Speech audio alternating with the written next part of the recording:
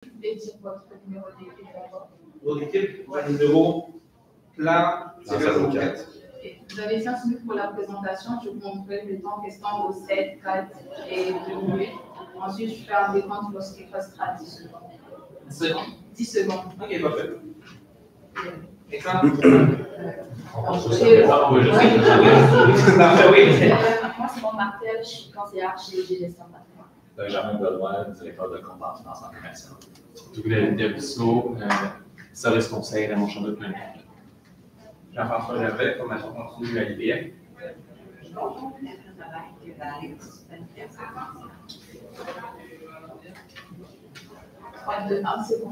Parfait. Bonjour, je me présente, je suis Jérôme Saint-Pierre, planificateur financier. Moi, c'est Simon, également planificateur financier. Moi, c'est Louis Godbout, planificateur financier également. Fait que nous aussi, présentement, on va vous présenter en fait un peu de Marie Gagnon. On va tout regarder les questions qu'on avait sur elle, aussi toute la proposition qu'on avait pour elle dans son cas, ses objectifs qu'elle avait financiers. Donc, pour commencer, on a ressorti un petit peu les faits saillants du cas de Marie Gagnon. Donc, on avait un salaire brut de 98 000, un salaire net de 69 000. La seule dette qu'on avait, c'était une hypothèque avec un paiement de 1 050 $ par mois. Le reste, la voiture avait déjà été payée comptant et la carte de crédit est à 0 pour l'instant.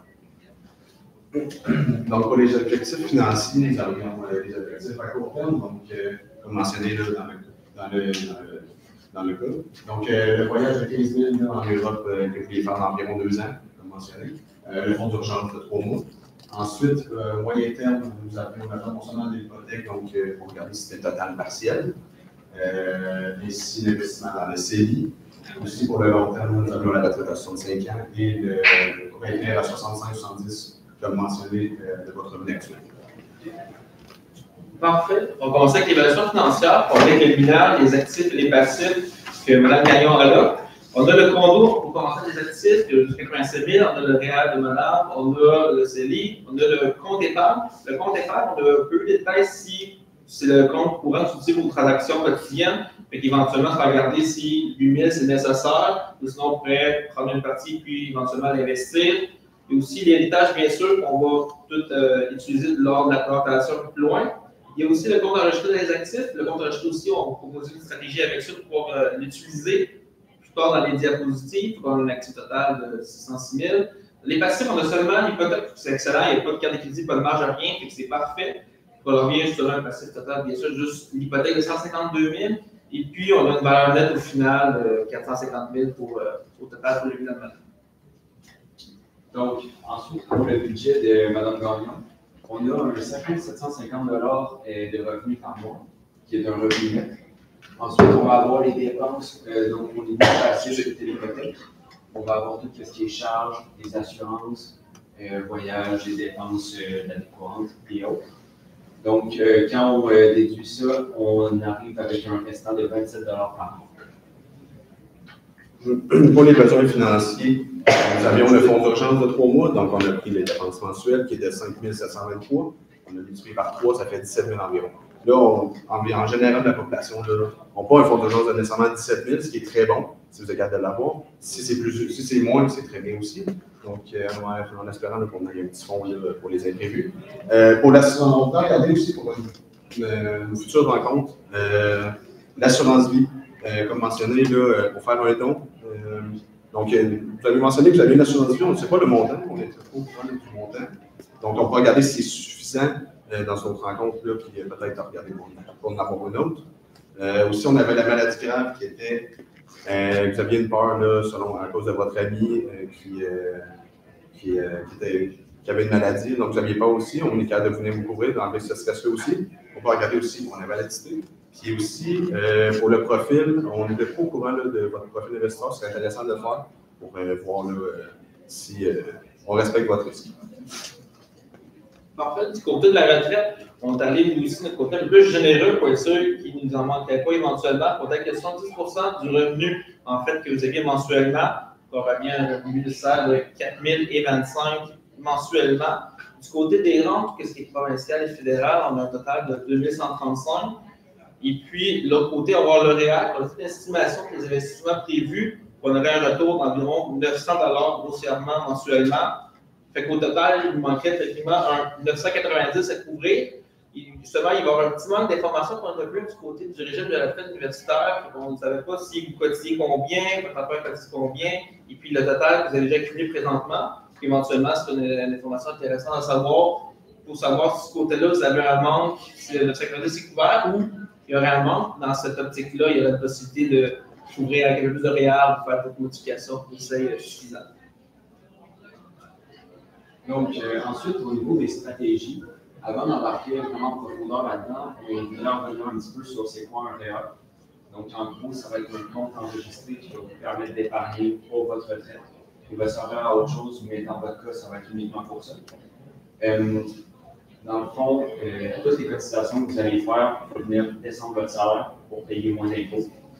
Ça va vous donner un retour d'impôt à la fin de l'année. Donc, pour l'instant, vous investissez 6 500 $ d'une manière annuelle. Si on ne veut pas changer votre habitude, c'est parfait. Pour continuer là-dedans, on va mettre 10 000 $ de l'héritage que vous avez reçu. Donc, justement, ça va être pour venir encore plus des déductions. Puis ensuite de ça, selon nos calculs, en 2025, ça devrait être aux alentours des 6 270 $ de réduction. Puis par rapport justement au retour d'impôt, vous allez pouvoir soit le placer dans le REER pour pouvoir avoir encore plus de déductions. Donc la réduction va vous donner une autre réduction ici.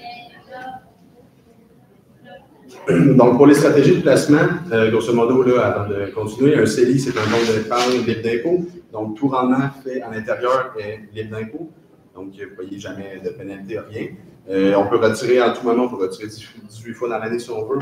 C'est vraiment très large, c'est très facile d'utilisation. Donc, présentement, vous avez un CELI de 18 000 $. Vous cotisez 3 500 à l'intérieur. Plus un 3 000 dans le non-enregistré. Nous, ce qu'on conseille, le CELI n'est pas maximisé, donc on prendra le non-enregistré, les cotisations du non-enregistré pour, dans le fond, le 3 000 pour le mettre dans le CELI actuel, donc les cotisations qui ont été faites. Mais c'est ça. Puis aussi, on investirait là, 16 000 de votre héritage dans le CELI actuel, donc il va un total de 40 500 avant le rendement. Ensuite, on ouvrirait un nouveau CELI pour le voyage et le fonds d'urgence, on les mettra ensemble. Donc, 15 000 de votre héritage pour le voyage et 17 000 pour le fonds d'urgence. De l'héritage aussi, donc 32 000 dans ce CELI-là total, avant le rendement, évidemment. Parfait. Du côté des portefeuilles, on a 3 portefeuilles différents. Le premier, c'est pour le REER. On va regarder par le fonds que vous avez présentement, fait que 50 % d'actions, 50 % d'obligations, on a une estimation d'environ 5 % de rendement. Du côté du CELI long terme, on va avoir un fonds croissant qui est 70 % d'actions, 30 % d'obligations, puis une estimation d'environ 6 % pour le rendement. Du côté, en fait, du CELI plus pour ce qui est voyage et puis fonds d'urgence, on va avoir quelque chose de un peu sécuritaire. Votre fonds d'urgence, ça va être techniquement de quoi on ne veut pas qu'il bouge trop, le voyage justement dans 2 ans, puis le fonds d'urgence, c'est d'urgence du jour au lendemain, on va avoir accès au fonds rapidement. On est avec un CPG qui n'est pas gelé pour être sûr qu'on a accès rapide. On sait qu'on va avoir un rendement un peu moins, mais c'est plus pour protéger votre actif que vous avez actuellement. Du côté nous ici, on force beaucoup aussi pour, en gros, proche, excusez-moi, plus pour investir en ESG. En fait, ESG, ce qui est, c'est comme une norme avec 3 catégories pour les entreprises. Il y a l'environnement, qui est ce qu'on appelle l'environnement, les normes sociaux, et des critères de gouvernance, la gestion d'entreprise. Une entreprise qui respecte ces 3 critères-là va avoir un certain score. Plus le score est élevé, plus le score il est meilleur, il respecte plus.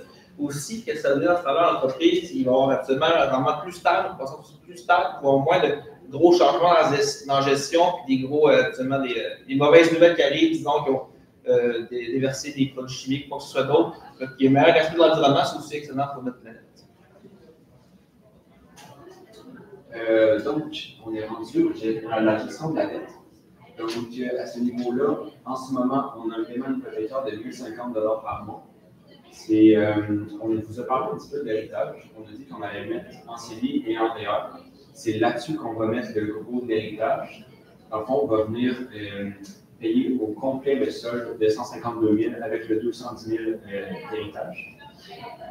Donc, le 50 000 restant est mis justement en REER et en CELI, comme on a vu un petit peu avant.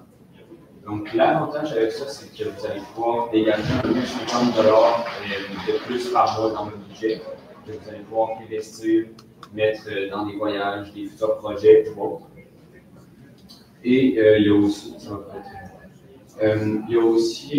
on a prévu ça parce qu'au niveau des taux de rendement que vous aviez, qui sont à peu près un 5% REER, 6% CELI, on pense que ça va être plus rentable dans votre cas de venir rembourser la maison complète. Aussi pour éviter toute question d'endettement, ce que vous aviez dit qui était un petit peu moins votre tasse de thé, que vous vouliez éviter justement d'être endetté. Si on regarde le plan d'action, grosso modo, on a le remboursement de l'hypothèque, on a la gestion des placements, donc REER, les 2 CELI. Ainsi, le non enregistré, là, faut, juste en mention, là, quand on va le retirer, il va y avoir de l'impôt à payer sur les intérêts faits. Donc, juste pour que vous sachiez, il ne devrait pas être trop gros parce que vous venez juste de l'ouvrir, donc il ne devrait pas avoir beaucoup d'impôts à payer dessus. Oui, bien sûr, s'il y a du rendement, si vous n'avez pas de rendement, bien sûr, il n'y a pas d'impôt à payer en le retirant par le transférant dans le CELI. Mais rendu dans le CELI, justement, même s'il vient de non enregistré, rendu dans le CELI va être comme dans un CELI, c'est-à-dire qu'il n'y aura pas d'impôt sur le rendement. Du côté du calendrier, fait qu'on irait premièrement avec une rencontre, surtout pour le profil d'investisseur, vu qu'on sait que les fonds que vous avez actuellement, on a regardé les mêmes fonds, le même type de fonds que vous aviez, mais on n'a pas su vraiment le profil d'investisseur actuel, parce que ça change souvent sur notre situation et nos besoins. On aimerait une rencontre pour avoir l'état des lieux actuels de vos besoins actuels. On aurait le profil pour ajouter les fonds en conséquent et faire des changements. Et puis, par la suite, on va voir votre profil d'investisseur va pouvoir investir le plus tôt possible dans le REER et les 2 CELI pour pouvoir avoir votre fonds d'urgence, sécuriser votre argent pour votre voyage et puis préparer éventuellement votre retraite aussi qui arrive dans environ 19 heures, vous voulez prendre votre retraite. Et puis la troisième étape, c'est le remboursement de l'hypothèque. De ce côté-là, actuellement, l'hypothèque, on sait souvent que c'est un prêt fermé, mais on ne sait pas vous si c'est un prêt ouvert non plus. Si on a un prêt fermé, on sait que c'est dans 3 ans, mais avec le prêt fermé, si on rembourse immédiatement, tu as une pénalité. Il faudrait vérifier la pénalité si, en conséquence, ça vaudrait la peine quand même de rembourser. Sinon, on peut organiser une autre stratégie pour quand le terme va se finir dans 3 ans actuels. Donc, au niveau des suivis, là, en ce moment, ce qu'on aurait vraiment besoin, ça serait au niveau du profil d'investisseur et aussi des assurances. Ensuite, nous, ce qu'on conseille pour la première année, c'est d'avoir des rencontres trimestrielles. Dans le fond, on veut que la première année, on soit capable d'ajuster tout ce qui est budget, savoir si vous êtes capable de suivre le plan qu'on s'était fait au niveau de l'épargne, savoir si vous économisez trop ou pas assez. Donc, on veut garder un œil là-dessus. Ensuite, on voudrait aller sur des rencontres annuelles pour justement regarder tout ce qui est objectif à long terme, voir si on se dirige toujours dans la bonne direction. Évidemment, mettre à jour vos épargnes. Donc, pour conclure, merci de votre confiance. Si jamais vous avez des informations supplémentaires que vous croyez pertinentes pour nous, ça serait intéressant de nous le dire. Peut-être qu'on pourrait apporter des modifications, etc. à votre plan d'action. Est-ce que vous avez des questions? Bien, merci pour la présentation. Moi, j'avais une question. On avait parlé d'un manque à gagner là, pour la retraite. Oui.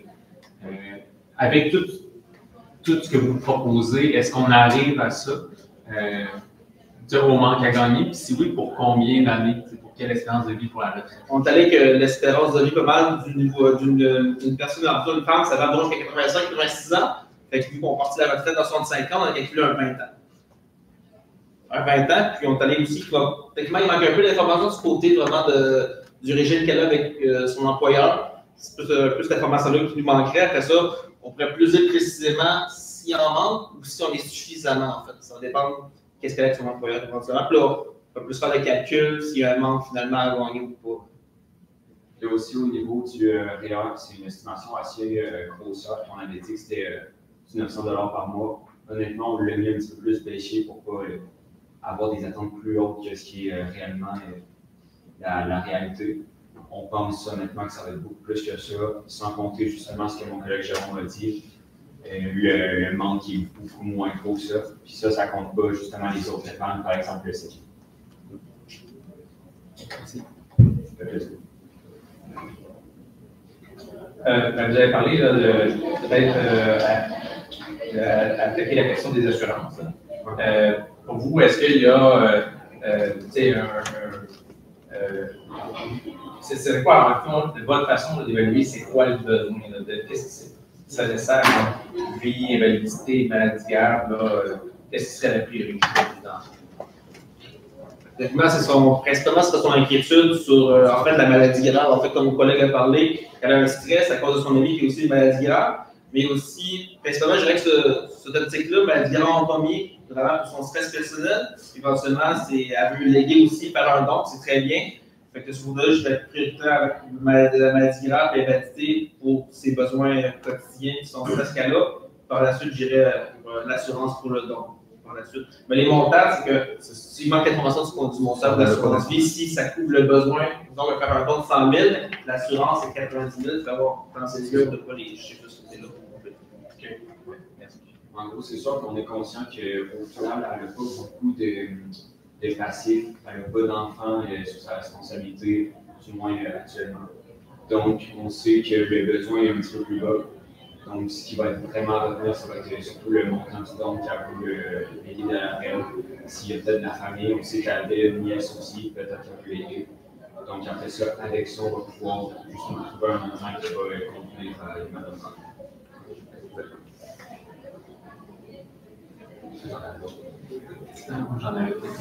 On a parlé justement dans le sens pour les assurances. Faire un lien aussi avec ma question de tantôt. Avez-vous conservé un espace de liquidité là, dans votre plan de match pour justement allouer à des primes d'assurance? Ben oui, exactement. L'enfant de 1050 qu'on libère de l'hypothèque, lui, on ne l'a pas placé nulle part. Là. On attendait là, avec le prime vert, le ferme, on a fait ça. Donc, c'est sûr qu'il va y avoir une liquidité de plus. Il y avait juste 27 $, c'était quand même serré. Mais avec le 1050, ça a rajouté pas mal de jeux de ce côté-là. Donc, pour couvrir le besoin d'assurance, on fait justement la nouvelle prime pour l'assurance vie ou qu'on rajoute sur l'invalidité, ben, le 1050 va couvrir une partie, et puis après ça, le reste, parce qu'on ne peut pas non plus dire le montant qu'on aurait pour le 1050 qu'on n'a pas encore les besoins en assurance. Après ça, éventuellement, on aurait le montant qui resterait, qui pourrait être justement pour ses voyages. Madame Gagnon, on voit qu'elle voyage souvent, avec deux voyages, plus qu'elle a un voyage 15 000 en Europe, éventuellement, on imagine qu'elle pourrait voyager par la suite, surtout durant sa retraite, il y a plus de temps aussi. Puis il y avait aussi là, le compte épargne à 8 000, là, on ne l'avait pas placé nécessairement. Là. On n'avait pas assez d'informations pour savoir il servait à quoi cet argent-là, est-ce qu'elle avait tout prévu en tête. Donc, il y avait aussi cette liquidité-là. Donc, voilà.